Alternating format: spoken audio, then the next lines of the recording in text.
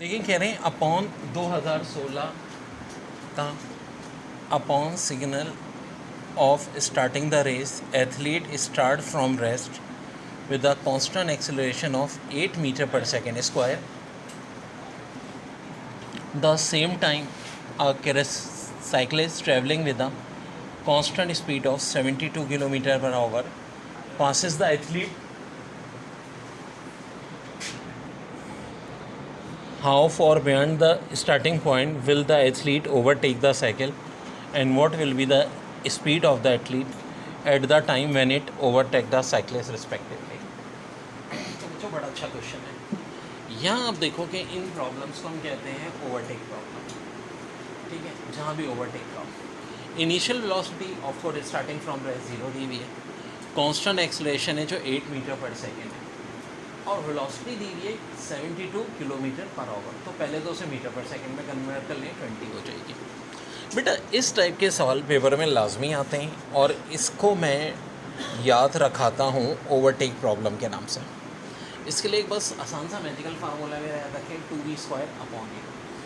We जो अब speed metre पर सेकंड में हो गई है वो पुट कर दें, और ये मेरे पास ऐसा आ जाएगा 100 मीटर। फाइनल स्पीड भी पूछी है, तो देखें जब vi 0 तो vf² बराबर होता है 2a। 2 की जगह 2, a 8 दिया हुआ था हमें, एस अभी हमने 100 निकाला है, पुट कर दे बेटा। तो 2 8 का 16 जिसका रूट 4 होगा, 100 का 0 तो 40। फाइनल स्पीड भी हमारे पास आ गई।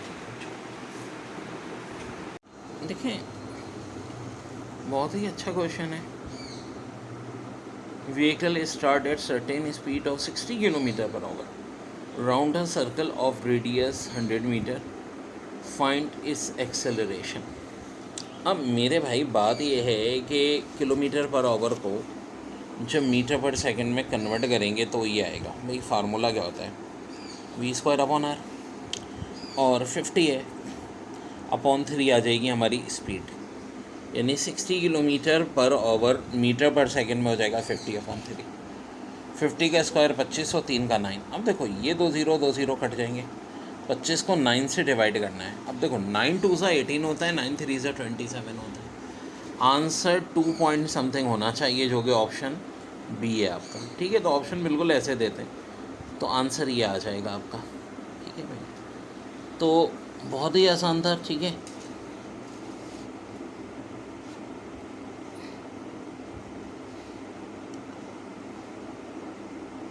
अब कह रहे हैं कि अगर थीटा 90 डिग्री हो, vector A perpendicular to B और थीटा 90 हो, वन और the two vector is null vector, then A dot B. अच्छा ठीक, कोई भी एक वेक्टर या दो वेक्टर अगर नल हो जाएं तो ए डॉट बी क्या होगा भाई, 0 के इक्वल होगा। क्वेश्चन 2 अच्छा सवाल है।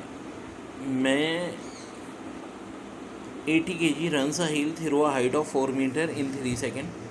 How much work does he do against the gravitational field? तो भाई mgh होता है फार्मूला, m 80 है, g 9.8 है, ये 4 है। देखो अगर ये 10 होता ना तो 3200 आता, लेकिन चूँकि 9.8 दिया हुआ है तो 3200 से थोड़ा सा कम वाला ऑप्शन हमारा आंसर होगा। ये तो नहीं हो सकता, ये हो सकता है बिल्कुल, ये भी नहीं हो सकता, ये भी नहीं हो सकता, ये भी नहीं हो सकता, तो एक ही हो जाएगा, ये 3200 से कम वाला। फिर कह रहे हैं orange is drop from the top of tower if it takes 10 second to hit the ground, find the height of the tower. बच्चों मैंने शॉर्ट ट्रिक बताई थी कि जब भी इस तरह के सवाल हों हाइट से गिरने वाले, तो g अपॉन 2t² से निकलता है। g 9.8 है, 2 से डिवाइड कर दें 4.9, 100 से मल्टीप्लाई कर दें, आंसर आ जाएगा 490 मीटर। ठीक है, आंसर क्या आ जाएगा बच्चों, 490 metre is your correct answer. An object is lifted 2 meter above level ground. Mass of object is 20 kg. And acceleration due to gravity is of course 10 होगा, और 10 न्यूटन के जी पोटेंशियल एनर्जी होता है। अब देखो पोटेंशियल एनर्जी पूछ रहे हैं तो सिंपल सा फार्मूला होता है भाई, mgh, m 80 g 10 h4, तो मल्टीप्लाई करेंगे ये आ जाएगा 3200। अगर g 10 है, लेकिन ज़ाहिर है g अगर 10 नहीं है तो 3200 से कम वाला ऑप्शन ढूंढेंगे हम, कौन सा है। सो भाई वो हमारा ये हो गया। फिर ये जो कह रहे हैं ग्राउंड वाला, और इसमें 100 kg acceleration due to gravity पूछ रहे हैं आपका, और पोटेंशियल एनर्जी, तो 1000 जूल्स रिज़ल्ट आ जाएगा। सिंपल सी बात है, यहाँ पर हमारे पास जो बात हो रही है, पहले हम मास को मल्टीप्लाई किससे कर देंगे, हाइट से, 25 सा, और फिर यहाँ 10 ही चुके दिया हुआ है तो बहुत आसान है, इसका आंसर आ जाएगा 1000 जूल्स। फिर बॉडी का मास है 0.2 kg is attach to a spring and placed on horizontal frictionless table. The spring is stretch 30 centimetre when force of 6 newton. अब देखो फार्मूला होता है F = kx या k = F/x। F दिए देखें 6 न्यूटन दिए, और x 30 सेंटीमीटर है, जो कि ऑफकोर्स 100 से डिवाइड भी होगा। अब अगर आप इसको काटो तो कुछ ऐसी सिचुएशन है 100 ऊपर चला जाएगा। 100/5 कितना होता है भाई, 20। Answer 20 Newton. If T is the tension and U is the mass per unit length of the stretch wire in sonometer, the velocity of wave produced on bringing a tuning fork near is. तो जनाब इसका answer ये हो जाएगा V = T न्यू की power half. फिर है identify the technical and scientific application of polarisation of light in our life. तो करेक्ट आंसर हो जाएगा the determination of the concentration of optically active substance such as sugar. यानी कि इसका आंसर भी क्या हो जाएगा, स्टेटमेंट 1 ओनली।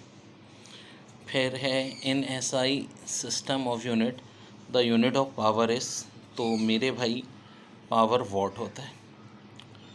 फिर कह रहे हैं when interference between thin films occur the path difference between two interfering rays is 2T। If n is refractive index of medium, the bright circles are obtained when dash with m = 0, 1, 2, 3। सो ये condition होती है 2m + 1 lambda = 2nt। फिर magnification पूछ रहे हैं lens की जब object 60 centimetre है फ्रॉम कॉनकेव लेंस और फोकल लेंथ 30 सेंटीमीटर। देखो सारी गड़बड़ हो गई है। कॉनकेव लेंस होगा तो फोकल लेंथ हमारी क्या होती है, नेगेटिव। अच्छा, अब मैं P की वैल्यू कितनी दी है भाई, 30 centimetre.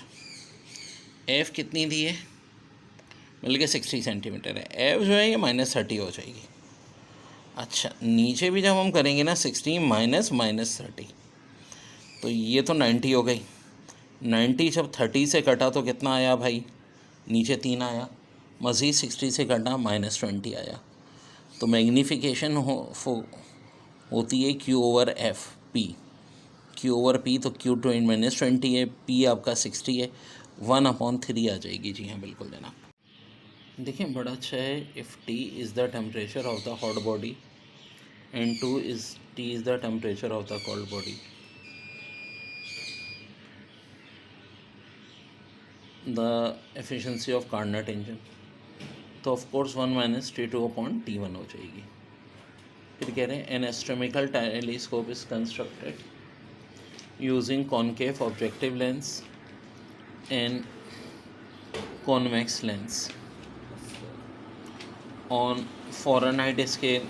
Lower point is marked as 32 and upper 212 interval between them is equally divided into 180 parts.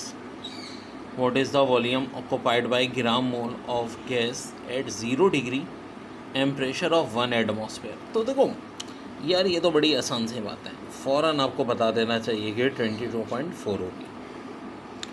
फिर ये स्टेटमेंट वाला था these word can be use in the space dash process, तो of course isobaric process is that which take place at constant pressure in such a process that the heat transfer and the burden are both non zero when water under the boiler of steam engine superheated. All this process take place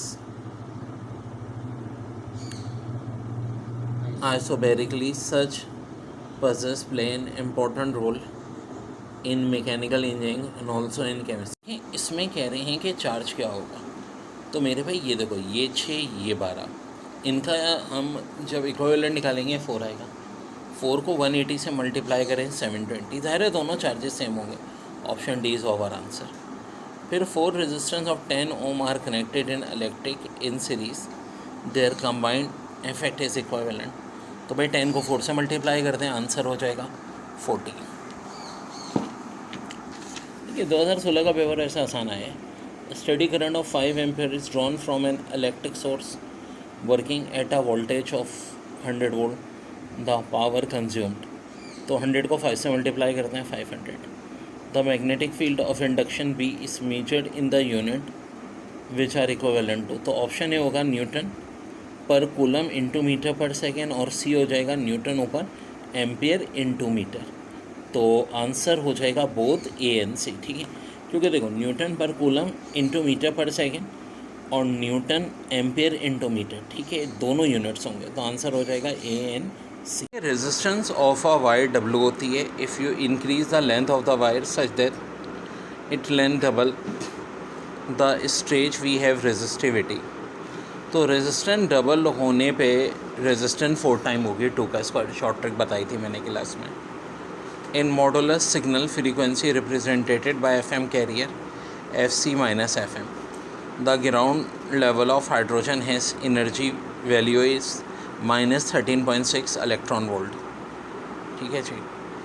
तो radio activity result in ionisation in material, the ionisation power of dash is highest, alpha की, क्योंकि mass पे depend करती है।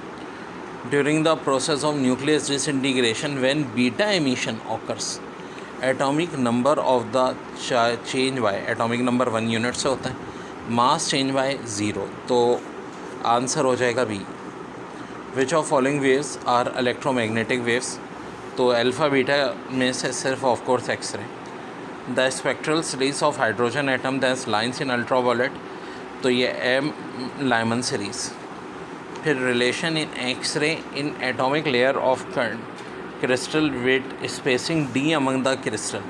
तो Bragg's law की बात हो रही है, m lambda equal to 2d sine theta. The radio isotope radiating gamma rays available by the treatment of patient need to have short half life. 2016 MD CAT का ये क्वेश्चन भी इन्होंने आपकी टेक्स्ट बुक की एग्जाम्पल 4.6 से उठाया था। 400 gram ball is tied to end of cord and willed in a horizontal circle of radius 0.6 meter. If the ball makes 5 complete revolution in 2 seconds, what is the ball linear speed? Well, देखो 5 revolution 2 seconds, सबसे पहले तो इसकी मदद से हम क्या निकाल लेंगे भाई, टाइम पीरियड, जो कि आ जाएगा 2/5। रेडियस 0.3 है, इसको हम क्या लिख देंगे 3/5। और बेटा यहाँ देखो v बराबर किसके होता है 2πr/t, ठीक है। अब 2π ये रहा, r की जगह में क्या लिख सकता हूँ 0.6 यानी 3/5, और t की जगह में क्या लिख सकता हूँ 2/4। ये 5 डिनोमिनेटर कैंसिल, ये 2 कैंसिल, खाली बच रहा है बच्चों 3π, यानी 3 को मल्टीप्लाई करना है 3.14 से। साफ दिख रहा है 3 3 9 से बड़ा आंसर आएगा। एक ऑप्शन 4.42 दिया है, 5.42, 7.42, 8.72 और एक दिया है 9.42। अंडरस्टूड सी बात है, आंसर क्या होगा 9.42, ठीक है जी। 3 × 3.14 9।